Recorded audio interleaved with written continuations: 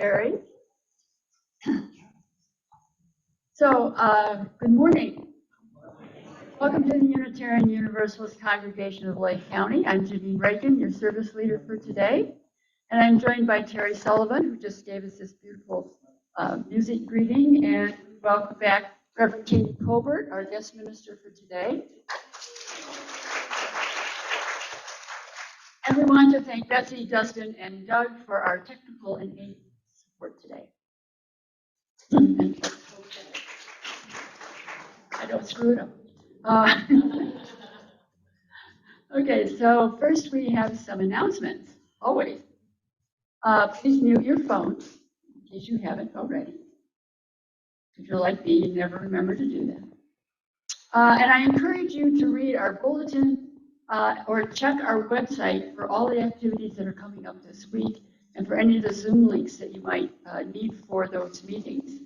And if you are not getting the bulletin and you wish to do so, please let Val Rosado know so she can check the database and make sure that your email is in there correctly. If you're interested in learning more about UU and UUCLC, consider signing up for our next orientation class. The sheet for the sign up is just outside the door in the narthex. If you are planning, and we hope you are, to attend our ice cream social on July 4th at 2 o'clock, please sign up on the list, which is on the table to the left in the narthex, so we'll know how much ice cream to buy and what kind of ice cream is your preference. We welcome any friends or family that you want to bring.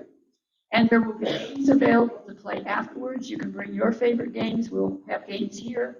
We'll have cornhole, so hopefully there's something for everyone. The new directory is about to be published. Please make sure that Val Rosado has your current address, phone number, and email. You can make change. We did have a thing where you can make changes. I think the sheets are still out there if you need to make a change in any of that. Are there any brief announcements from the floor today? Bernie? Potluck is Sunday. That's right. Start thinking about what you're cooking or what you're going to pick up at Publix. Karen.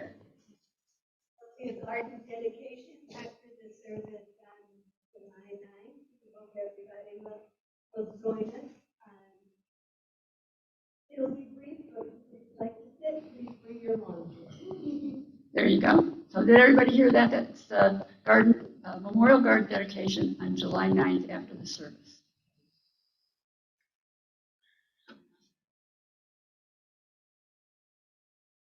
And next week, our guest speaker will be Karen Anderson. I don't have her topic, but it's always interesting with Karen, so you can't miss in coming to hear her.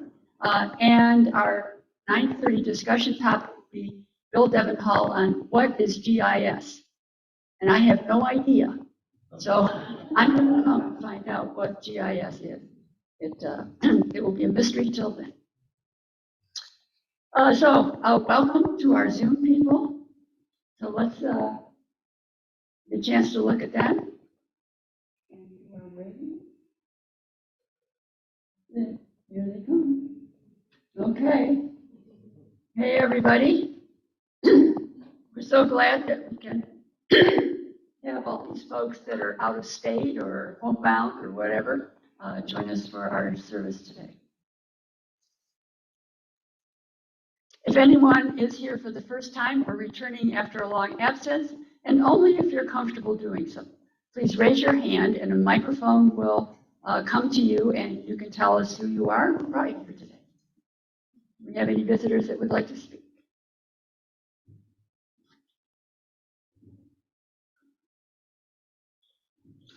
Well, I'm Lawrence Bolduc, and I certainly am glad to be back.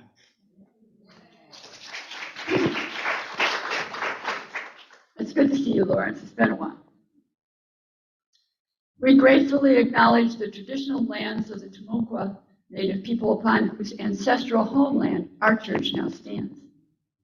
We are blessed with this land, and we vow to care for it as our Mother Earth cares for us and for all living things. All are welcome here this morning.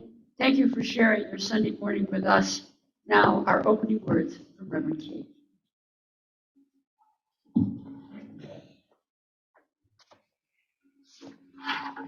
Our opening words and chalice lighting words this morning are by Laura Wallace.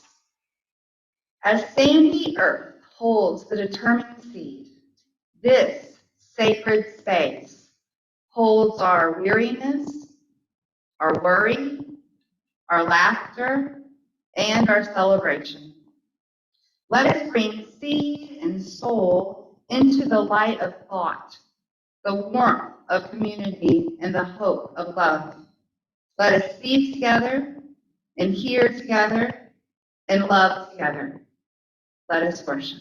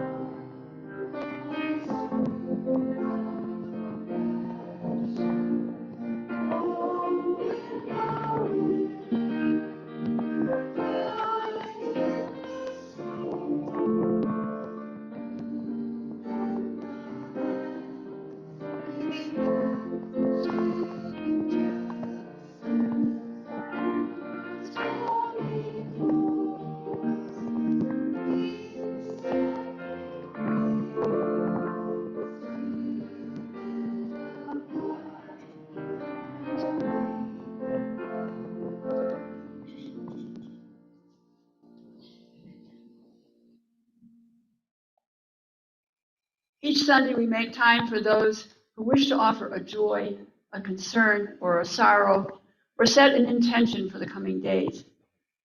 As we share joy, it multiplies. When we share sorrow, it begins to lessen. Sharing an intention can give us strength. If you would like to take part in our stone ritual, I invite you now to come in silence to place a stone or stones in the sand at either of our stations, one in the front and one in the back. Following this time, anyone who has a joy or concern or intention that you would like to share aloud, please let us know and the microphone will come to you.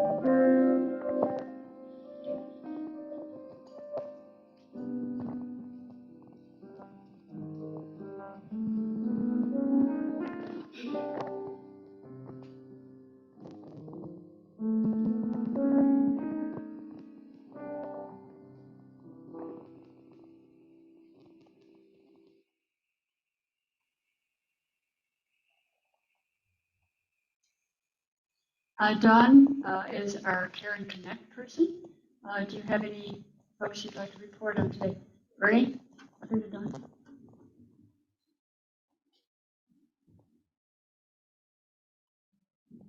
Good morning. Kristen Hughes, who you all know had a kidney transplant, was in the hospital with a lung infection, but he's going home today. Tomorrow. Janine spoke to him most recently. We're happy that Barbara Hill's here, even though she broke her knee. I'm glad to see her here. And I forgot your name again. Lawrence is back. We're glad to see Lawrence back. Is there anybody else anybody knows about? Please let me know so I know what's going on with folks. Thank you. Is there anyone else who has joy or concern you'd like to share?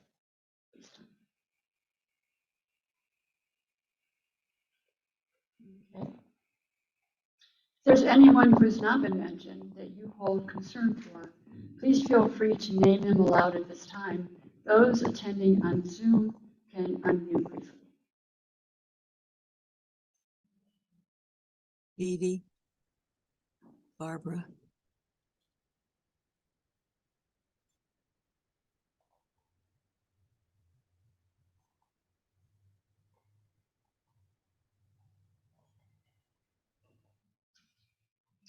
We will now enter into a time of silent meditation, being mindful of the joys and concerns that we have just heard. Take a moment to find a comfortable posture and let the chimes draw you into mindfulness.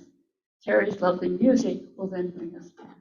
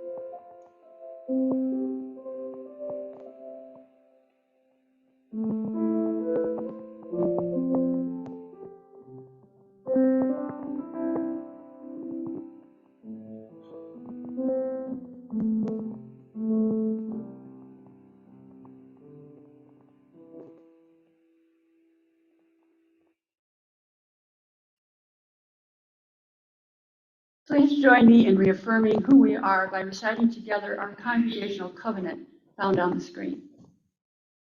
Love is the spirit of this church, and through service we live our principles. This is our great covenant, to dwell together in peace, to seek the truth in love, and to help one another. It is our tradition here at UUCLC to give generously to our church, keeping in mind both its meaning in our lives and its impact in the world. There are several ways to donate listed on the screen, and there's a wooden box just outside on the left where you can leave cash or check donations today. If you would like to have credit for your donations, particularly cash, there's envelopes there you can use as well. We thank you for your donations and your support of this wonderful institution. And now Katie will introduce our video today.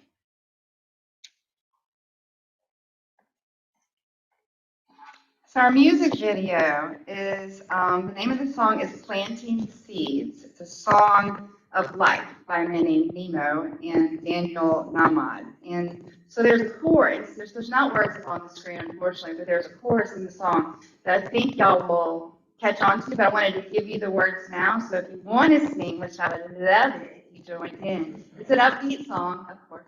And the chorus says, whatever grows will grow, whatever dies will die, whatever works will work, whatever flies will fly, whatever fails will fail, what's meant to soar will soar.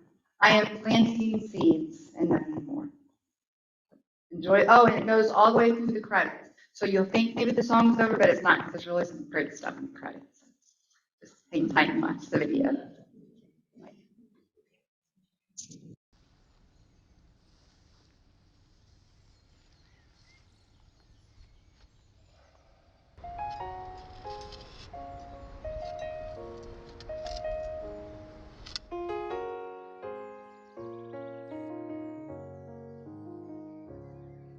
I spent a long time running, I never knew then what I know now. That the fruits, they always come in, but you can't go around just knocking them down. It takes a long time to show in. We plant the seeds then, and we look at them now. But the roots are always growing, no matter if I'm there or never around.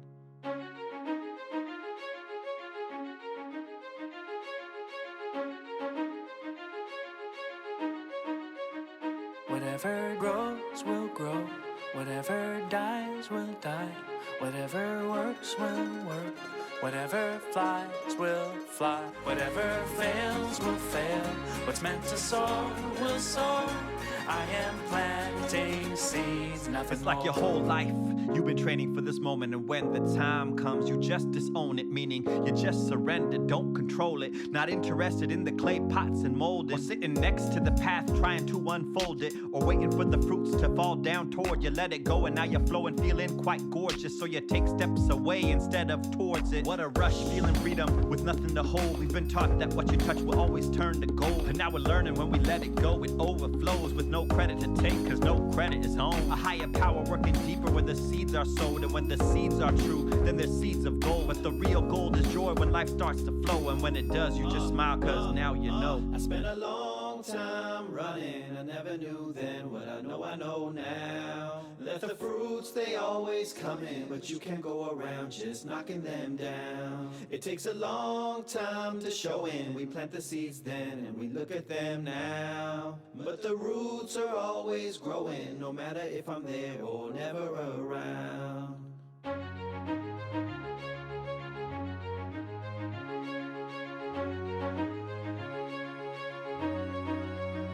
Whatever grows will grow, whatever dies will die, whatever works will work, whatever flies will fly, whatever fails will fail, what's meant to soar will soar. I am planting seeds. Whatever grows will grow. When it grows, it grows. Whatever dies will And when it dies, it dies. Come on. Works will If it works, it works. Whatever flies will Let it fly, let it whatever fly. fails will fail. When it fails, it What's meant fails. to soar will soar. When it soars, it soars. I am planting seeds. Whatever grows will Let it grow, let it whatever grow. dies will If it dies, it dies. whatever works will When it works, it works. whatever flies Yeah, will let it fly, let it whatever fly. fails will If fail. it fails, it fails. To soar will soar. Come on, let it soar. I am planting seeds and nothing more.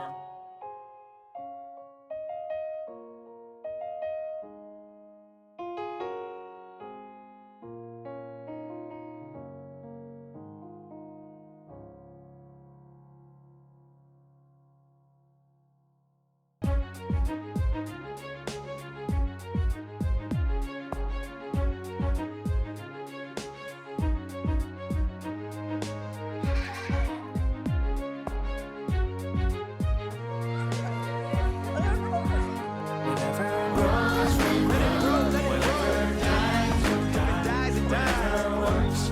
When it works, it works. Yeah, let it fly, let it fly. fails will If it fails, it fails. to soar will Come soar. on, let it soar. I am planting seeds And nothing more.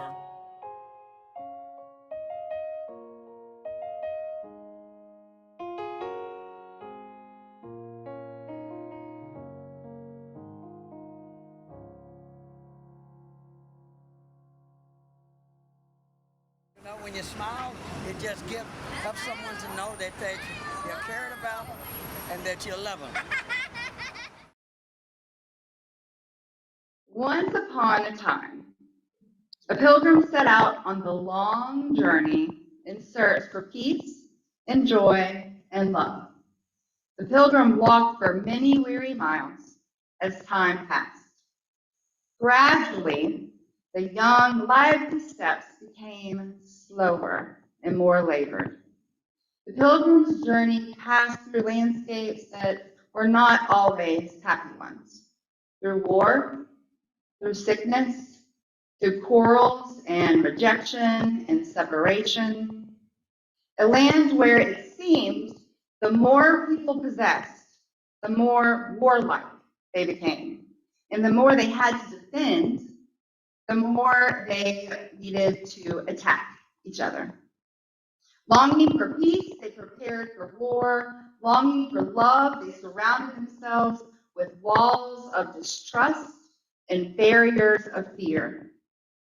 Longing for life, they were walking deeper into death. But one morning, the pilgrim came to a little cottage at the wayside. Something about this little cottage attracted the pilgrim. It was as though it was lit up from the inside. Full of curiosity, the pilgrim went in, and inside the cottage was a little shop, and behind the counter was a shopkeeper. It was hard to judge the age, or even hard to say for sure if the shopkeeper was a man or a woman. There was an air of timelessness in this place. "What would you like?" asked the shopkeeper in a kindly voice. "Well, what do you stock here?" asked the pilgrim. "Oh, we have all of the things that you long for," replied the shopkeeper. "Just tell me, what do you desire?" The pilgrim didn't know where to begin. So many desires came rushing into the mind. "I want peace. I want peace in my own family and in my native land and in the whole world. I want to make something good of my life. I want those that are sick to be well again and those that are lonely to have friends. I want those that are hungry to have enough to eat. I want every child born on the planet today to have access to education. I want everyone on earth to live in freedom. I want this world to be a kingdom of love." There was a pause, and the pilgrim was about to continue the shopping list, and the shopkeeper gently broke in and said, "Oh, I'm sorry, I should have explained. We don't supply the fruits here. We only supply the seeds." Every day, our thoughts and our words and our deeds plant seeds in our consciousness. They plant seeds in our consciousness, and these seeds generate, and they become the substance of our life, our lives. Buddhist monk Thich Nhat Hanh teaches that there are both wholesome and unwholesome seeds in our mind field. Right? Sown by ourselves and our parents and our schooling, our ancestors, and society. And if you plant wheat, you'll get wheat. And wheat will grow. If you act in a wholesome way, you will be happy. If you act in an unwholesome way, you will water seeds of craving, of anger and violence in yourself and in others. As we cultivate seeds of joy and transform seeds of suffering within ourselves, understanding, love, and compassion will flower. There are stories from traditions all over the world and throughout history that use the seed as a metaphor for life. The most well-known seed story in the Bible is the parable of the sower, found in Matthew 13. The Bible says that one day Jesus went out and sat by the lake, and such large crowds gathered that he needed to move onto a boat. And he moved onto the boat and sailed it back a little bit, and he sat in there as the people stood on the shore. Then he told them lessons, parables, such as this one. A farmer went out to sow his seed. As he was scattering the seed, some fell along the path, and the birds came and ate it up. Some fell on rocky places where it did not have much soil. It sprang up quickly because the soil was shallow. But when the sun came up, the plants were scorched, and they withered because they did not root. Other seed fell among thorns, which grew up and choked the plants. Still other seed fell on good soil, where it produced a crop 160 or 30 times what was sown. Whoever has ears, let them hear. In this parable, the soil, okay, I'm going to stop real quick. I need to tell y'all something. I'm from Louisiana, and it's very difficult for me to say soil. And I understand that's how you're supposed to pronounce it. And when I preach on this message, soul, your soul, and soul, and I brought this, this is soil. Soil. So I'm going to try real hard. So please try to just bear with me as I try to say soil. Soil. In this parable, the soil in which the seed is planted is just as important as the seed. According to Reverend Peter Friedrichs, Jesus was talking about spreading the word of God, the seeds, this new kind of God that was unfamiliar to the people of Israel.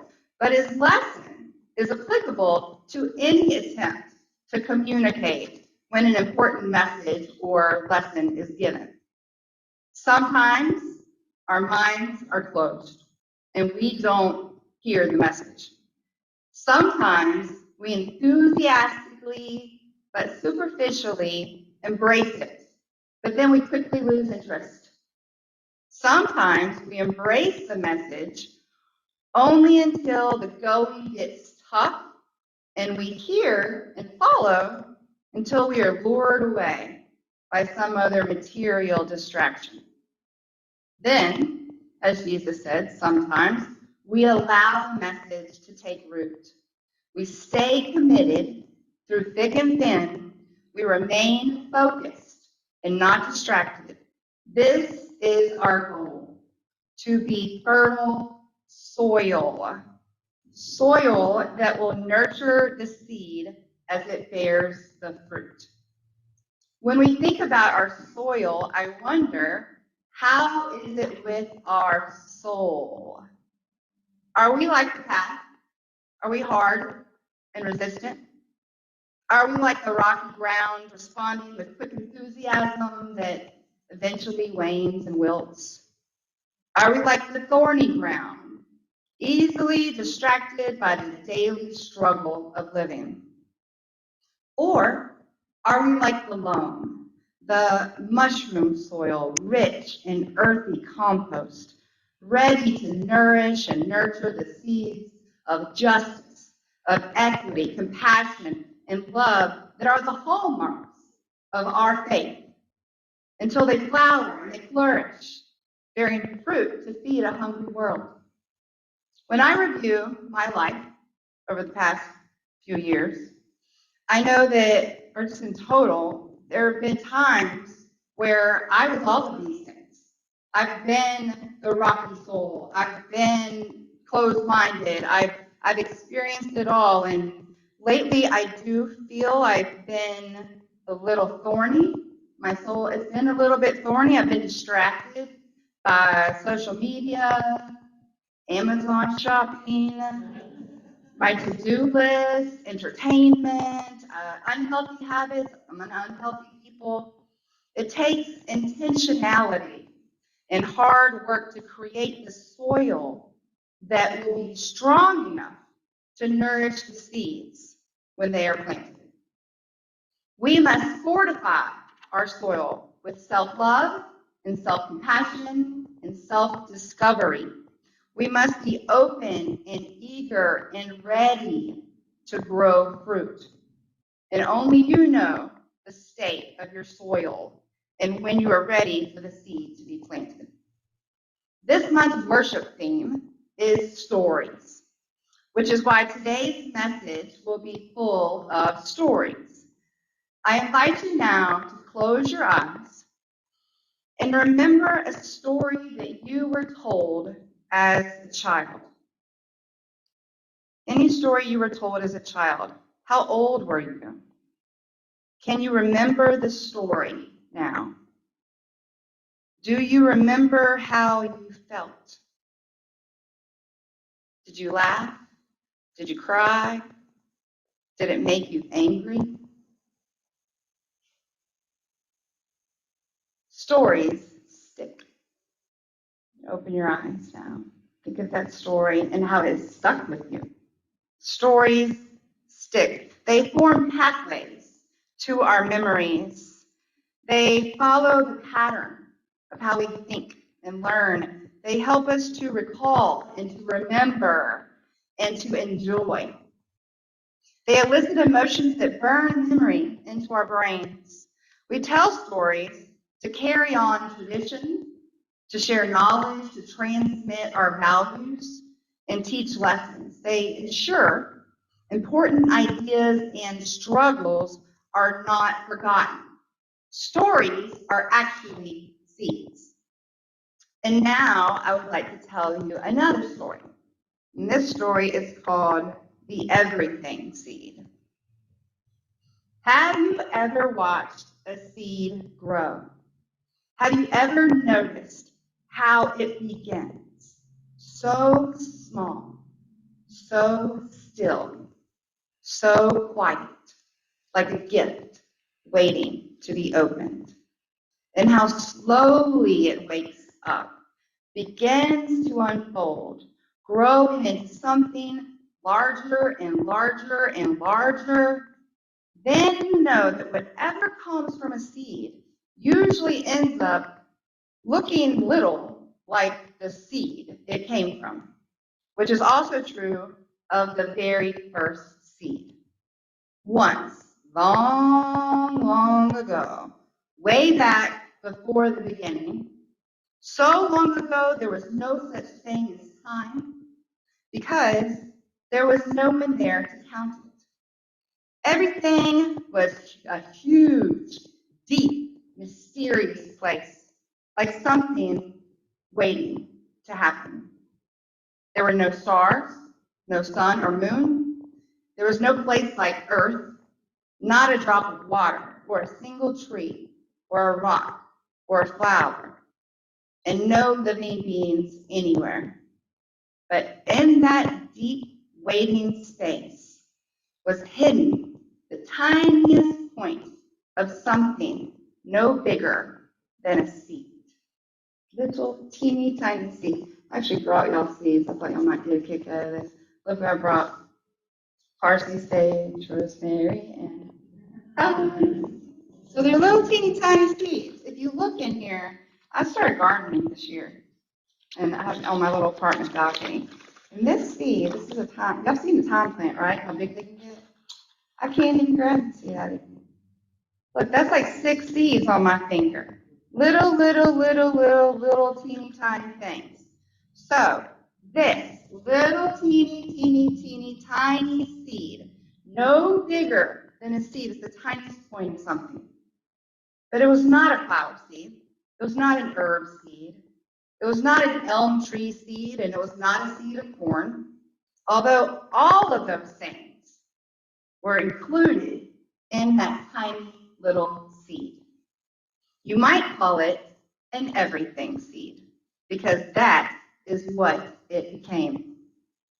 No one knows where the first seed came from, or how it was planted, or how it knew, in the way that only seeds seem to know, how long to wait for just the right moment to sprout and grow. But all at once, this tiny seed, cradled and nourished in the rich soil of space, woke up, broke open, and began to unfold, unfolding and blossoming forth into an enormous blazing ball of bright light, like a great grandmother's sun. And the universe was born. Out fluttered the galaxies like a storm of snowflakes, swirling and gathering into the brightest, most blinding, beautiful clouds of stars. And out of those star clouds whirled our own star, the one we call the sun, and our Earth, and our moon, and all the round spinning planets we have learned now to name. And this is the secret of that tiny seed. You and I were there in the very beginning. Just as the idea for each leaf on a big oak tree lies hidden inside of an acorn. I would have brought an acorn, but I couldn't find an acorn anywhere near my apartment. Y'all know what acorns look like, right? We were all there. We were all there with it, with the stars and the planets and the rocks and the oceans and plants and animals and people. Everything that is now, ever was, and ever will be was inside that first tiny little seed. So whenever you hold a seed in your hand and wonder what it could become, imagine how you and all that is here came from the tiniest speck of the everything seed before it sprouted and grew long, long ago in the way back beginning of time. Now, if this were an ordinary story, it would end right here. But this story of the universe keeps unfolding. That what once began in a blazing blossom of light continues every day. New stars sprout open in the deep soil of space. New planets and animals appear on the earth. Seeds of many kinds are scattered everywhere to help us remember. And new people are born every day with that spark, with the spark of the first light still alive and burning deep inside, waiting like the everything seed to shine in ways that are yet to be known. Seeds are full of potential. They are full of potential and possibility, just as it is with people. It is alluring, though, to remain in that state inside a seed. We are so secure and hidden from harsh realities. We are safe from change and the scariness and discomfort that comes with shedding that rigid shell and sprouting. But the purpose of the seed is to grow something beautiful, not remain in that little shell. And growing something beautiful is necessary for the survival of pretty much everything. Life can be difficult. And in the same way that plants need to be covered with soil to grow, humans have to go through darkness and dirt too. Sometimes. It's like the Buddhist mantra says, no mud, no lotus. You can't have that beautiful lotus without the mud that it comes from. While we go through the dirt, it may seem like life is unfair, and it certainly is. Sometimes life is totally unfair, but if we trust the process, appreciate the mud as part of the journey, we choose things in life that we love, that spark a light, we will grow towards the light. We plant ourselves in healthy environments, such as our church community, and we feed and we water ourselves and our beloved community.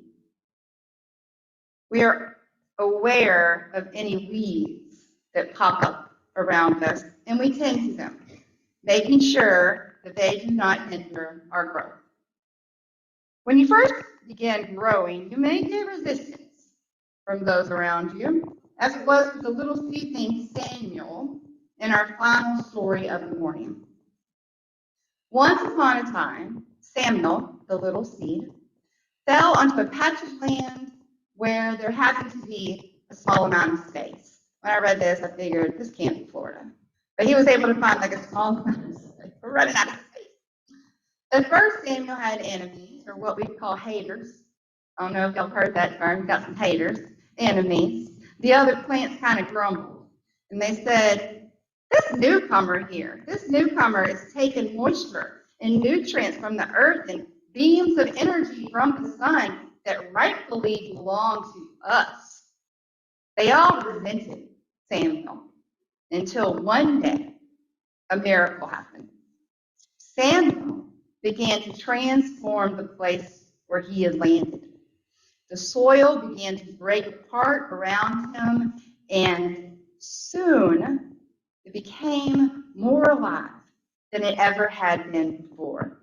A tiny new shoot began to push through the earth, and then a plant and leaves and flowers and more seeds. The air became fragrant with the scent of Samuel's blossoms, and the butterflies came. Eventually, his leaves died and fell to the earth again, giving back the nutrients they had borrowed. And the sun smiled on the patch of land and blessed Samuel, who had fulfilled his purpose and transformed the place where he had landed. May we also fulfill our purpose and transform the communities in which we have landed. Amen, and may it be so. And now, if you'll rise and join me as you are able in singing our closing hymn, number 347, Gather the Spirit.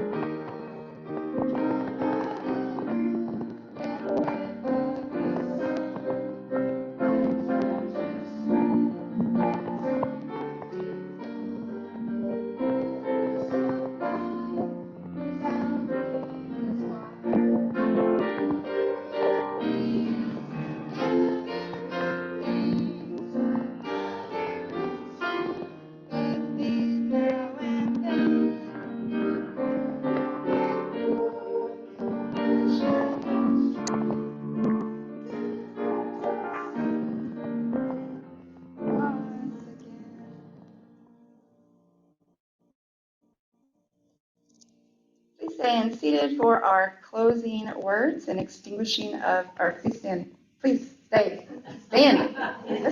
Y'all knew what I meant. Y'all knew what I meant. I'm just here to keep you on your toes. On your toes. So don't touch. Our closing words are Be a Branch of the Tree of Life by Norman Naylor.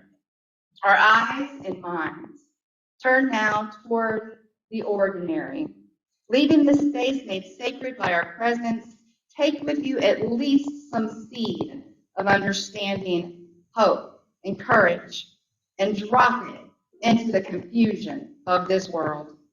Nourish the seed, that it might grow as a tree of life, giving shelter to the weary and hope to the despairing.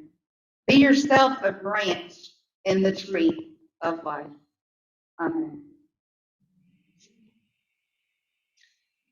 We extinguish this flame but not the light of truth, the warmth of community, or the fire of commitment.